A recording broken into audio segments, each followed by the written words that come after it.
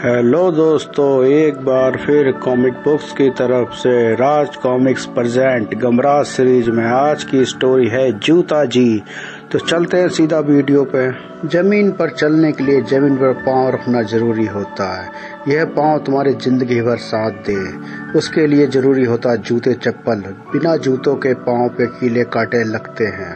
आजकल ये कील कांटे मुंबई वासियों की तकदीर बन चुके हैं, क्योंकि मुंबई में एक जूता जी नाम का गुंडा आ चुका है जो सबको परेशान करता है। उसके पास जूतों की बनी जंजीर है जिसके सहारे हर जगह पहुंच जाता है, और जो उसके रास्ते में आता है वह जूता उसके मुंह पे मारता है और स्पाइडरमैन की तरह जूतों से बनी रस्सी के द्वारा चला जाता है उड़ता हुआ वहां से।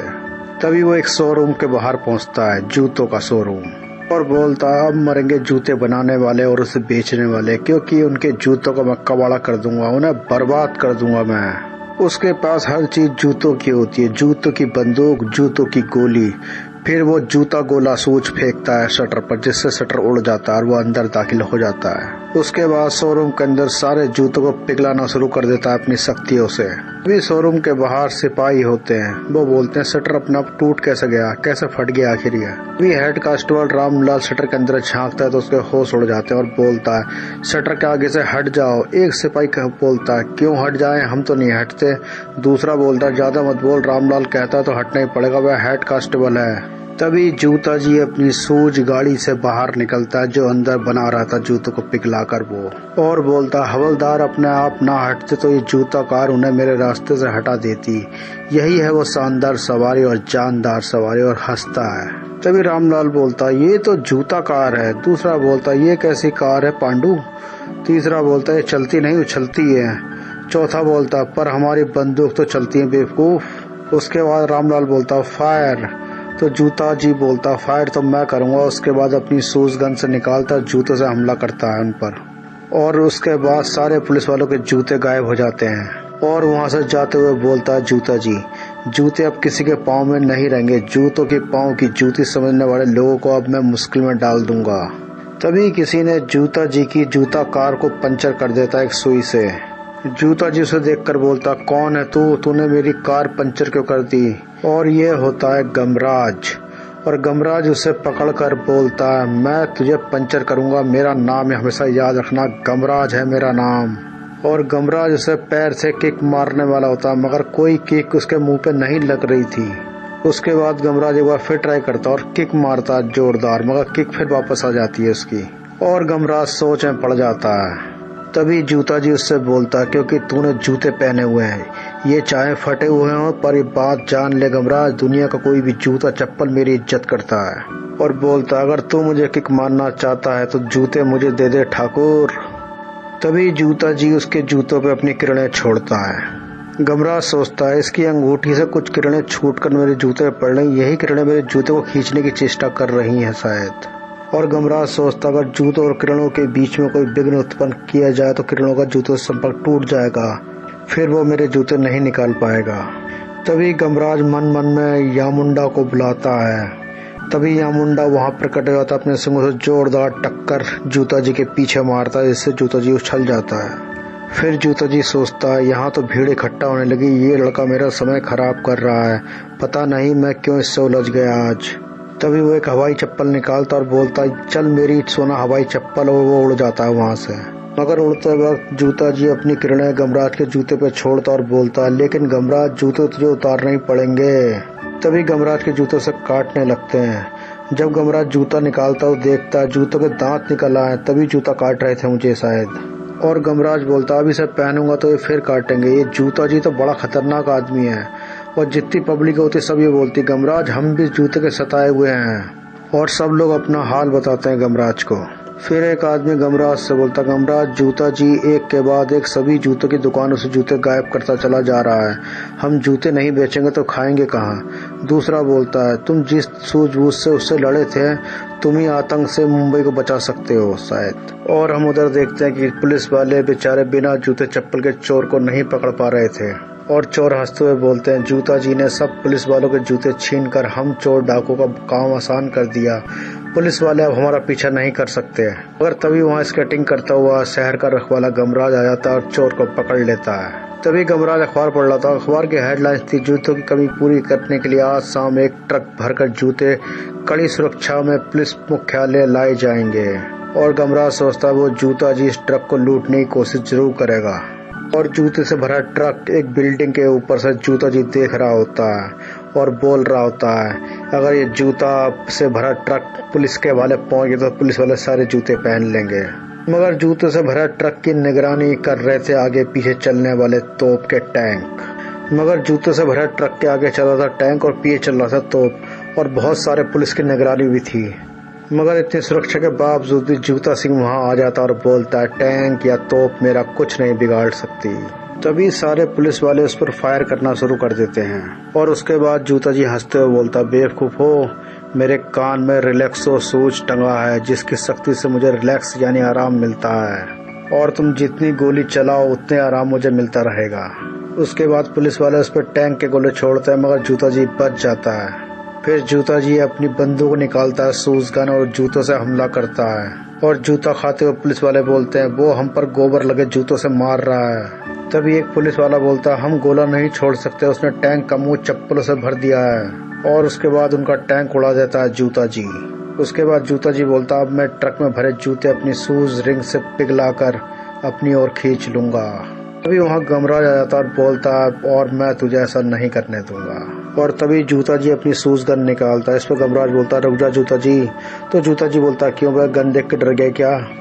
तभी गमराज एक किताब निकाल कर बोलता है, जूता जी यह देख कर बताइए क्या है?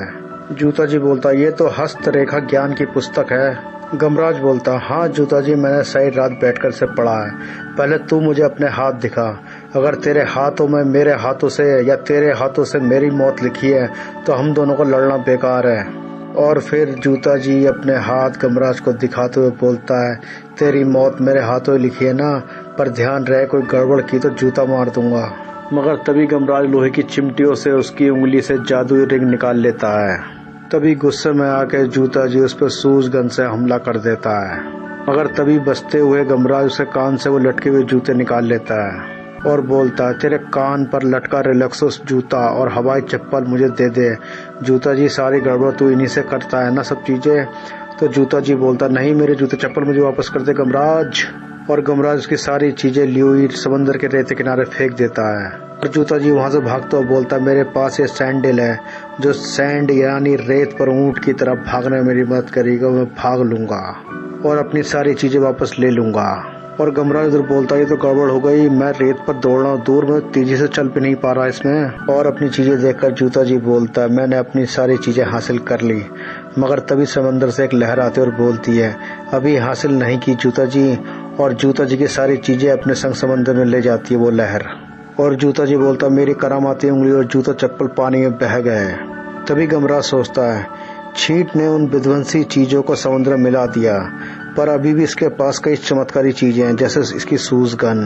और गमराज जूता जी को उसकी पोटली और जूते दिखाता है। जूता जी बोलता, इन्हें तो मेरे पास रहने तो कम से कम। उसके बाद जूता जी गमराज को दिखाता है, गमराज मेरे बनियान के नीचे लटका ये एक्शन शूज देखो। उसके बाद जोरदार किक मारता है जूता जी गमराज को और बोलता है, जिसकी बदौलत अब तू देखेगा मेरा एक्शन। और गमराज बोलता है, इसमें तो एक्शन शूज के कारण जबरदस्त ताकत आ गई है। तब गमराज एक ट्रिक लगातार बोलता है, जूता जी तू थक गया होगा, तुझे भूख लग गई होगी, पहले पाव भाजी खा ले फिर लड़ेंगे। तो जूता जी बोलता, हाँ भूख तो लगी है मुझे। फिर जूता जी खाने को देखकर गमराज से बोलता, ला गमराज चुपचाप पाव भाजी दे दे, और देख कम से कम खाते वक्त गड़बड़ मत करियो, मैं खाते वक्त बदतमीजी पसंद नहीं करता बिल्कुल भी। तब गमराज बोलता, जूता जी पहले जूते वाला हाथ तो धो लो। फिर जूता जी मुस्कुराते बोलता, अच्छा हुआ तूने मुझे याद दिला दिया, वरना मैं जूते वाले हाथों से पाव भाजी खा लेता।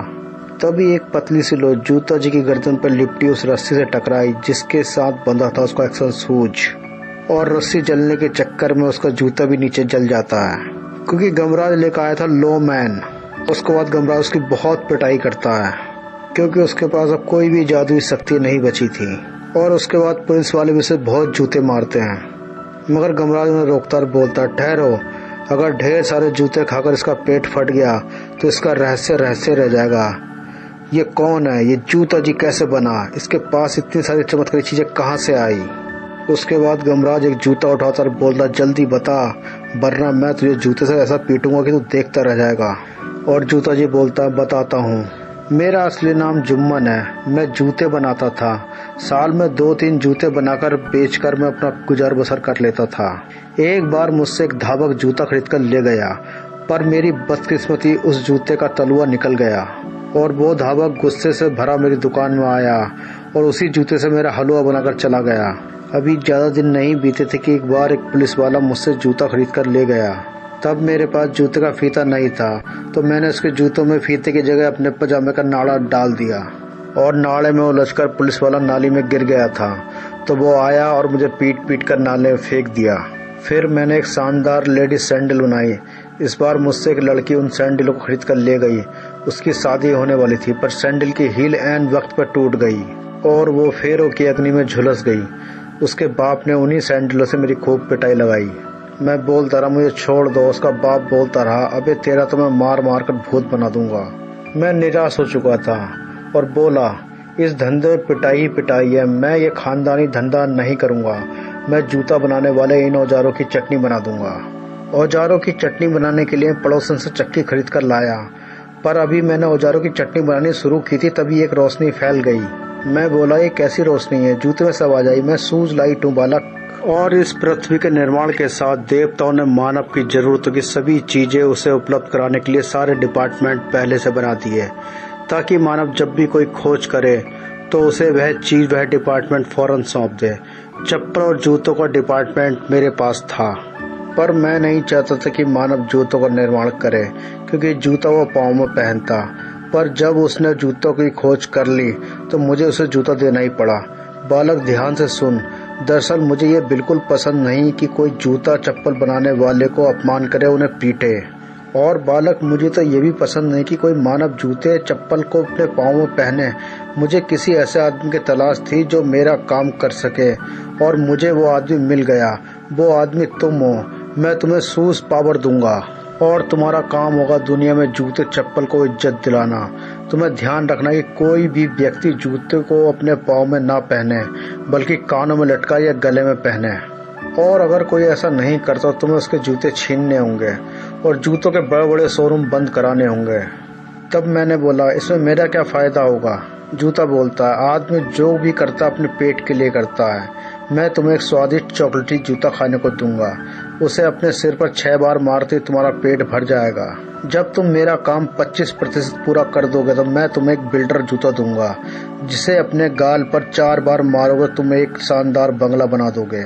ऐसे मैं तुम्हें जूते देता रहूंगा। मैंने हाँ कर दी और जूता बोलता है, फिर लो ये रिलैक्सो शूज। कोई भी चोट लगे तो इसका रहते तुम्हें हमेशा आराम महसूस करोगे।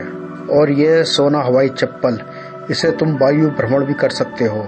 और यह है शू रिंग्स, जो न सिर्फ जूतों को अपने अंदर खींचने की शक्ति रखती है, बल्कि वक्त पड़ने पर तुम इस शू रूप में बदल सकते हो और जूतों को कोई भी आकार दे सकते हो। फिर जूता जी बोलता, गमराज, तुमने बीच में आकर सब कुछ गड़बड़ कर दिया। गमराज बोलता, जब कोई गलत काम करता है तो मुझे बीच में आना ही पड़ता है। फिर गमराज बोलता, अच्छी तरह समझ लो जूता जी, जूते चप्पल हमारे पाँव के लिए वैसे ही जरूरी जैसे पेट के लिए खाना और शरीर के लिए वस्त्र। अगर सू लाइट तक मेरी आवाज़ पहुंच रही हो तो वो भी सुन ले कि मेरे रहते जूते चप्पलों को मिटाना आसान नहीं है। अगर तुमने दोबारा ऐसी कोई कोशिश की तो मैं स्वर्ग में आकर तुम्हारी कंप्लेंट करूंगा। मेरी स्वर्ग तक सीधी पहुंच है। और पुलिस वाले जूता जी को हथकड़ी डाल ले जा रहे थे। जूता जी बोलते हैं, ना मुझे चॉकलेटी जूता मिला ना बिल्डर जूता मिली, तो सिर्फ हथकड़ी। फिर आखिरी में गमराज बोलता है, हम तो बार बार यही समझाते हैं और कहते हैं, तिल में से निकला तेल, बुरे घर का जेल, इसलिए बुरे कामों से दूर रहो। तो इसी के साथ आज की स्टोरी खत्म होती है। चैनल को प्लीज लाइक और सब्सक्राइब करें ताकि आगे की वीडियो आपके पास पहुंचती रहे। तब तक के लिए गुड बाय।